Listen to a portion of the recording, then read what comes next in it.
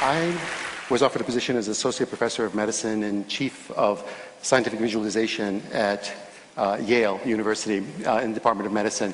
And my job was to write many of the algorithms and code for NASA to do virtual surgery in preparation for the astronauts going into deep space flight so they could be cut in robotic pods.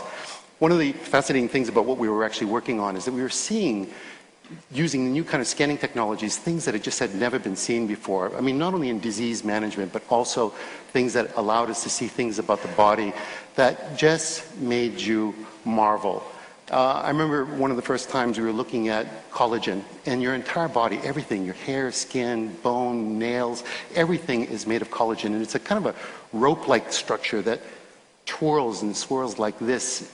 And the only place that collagen changes its structure is in the corner of your eye. In your eye, it becomes a grid formation, and therefore it becomes transparent as opposed to opaque.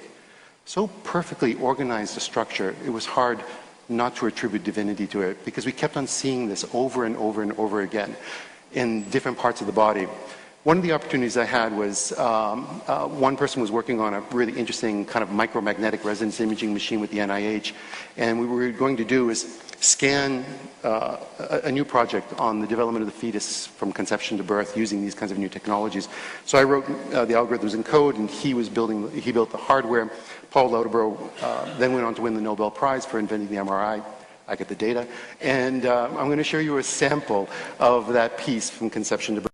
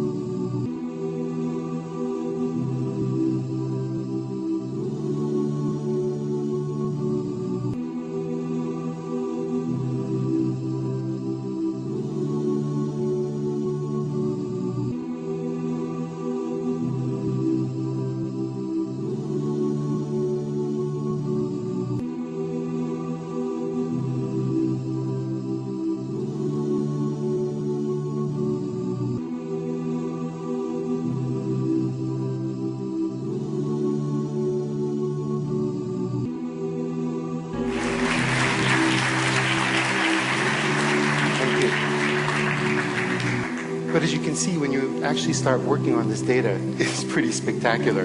And as we kept on scanning more and more, working on this project, looking at these two simple cells that had this kind of unbelievable machinery that will become the magic of you. And as we kept on working on this data, looking at small clusters of the body, these little, pieces of tissue that were the trophoblast coming off of the blastocyst, all of a sudden burrowing itself into the side of the uterus, saying, I'm here to stay. All of a sudden having a conversation of communications of the estrogens, the progesterones, saying, I'm here to stay.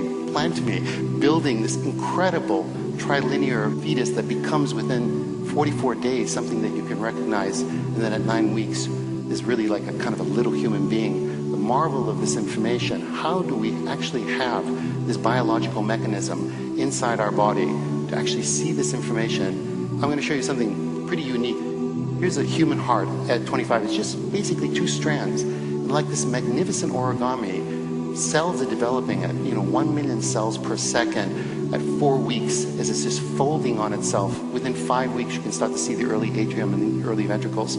6 weeks, these folds are now beginning with the papilla and the inside of the heart, actually being able to pull down each one of those valves in your heart until you get actually a mature heart, and then basically the development of the entire human body. The magic of the mechanisms inside each genetic structure saying exactly where that nerve cell should go. The complexity of these, the mathematical models on how these things are indeed done are beyond human comprehension. Even though I am a mathematician, I look at this with a marvel of how do these instruction sets not make these mistakes as they build what is us. It's a mystery, it's magic, it's divinity. I mean, then when you start to take a look at an adult life, take a look at this little tuft of capillaries. It's just a tiny substructure, microscopic, but basically by the time you're at 9 months and you've given birth, you have almost 60,000 miles of vessels inside your body. I mean, and only 1 mile is visible, 59,999 miles that are basically bringing nutrients and taking waste away. The complexity of building that within a single system is, again, beyond any comprehension of any existing mathematics today. And that instruction set from the brain to every other part of the body. Look at the complexity of the folding. Where is this intelligence of knowing that a fold can actually hold more information? So as you actually watch the baby's brain grow, and this is one of the things that we're doing right now. We're actually doing a longitudinal studies of actually scanning babies' brains from the moment they're born every 6 months until they're 6 years old. We're going to be doing actually about 250 children, watching exactly how the jirai and the sukai of the brains fold to see how this magnificent development actually turns into memories and the marvel that is us. And it's not just our own existence, but how does the woman's body understand to have genetic structure that not only builds her own, but then has the understanding that allows her to become a walking immunological cardiovascular, system that basically is a mobile system that can actually nurture, treat this child with a kind of marvel that, is beyond, again, our comprehension, the magic that is existence, that is us. Thank you.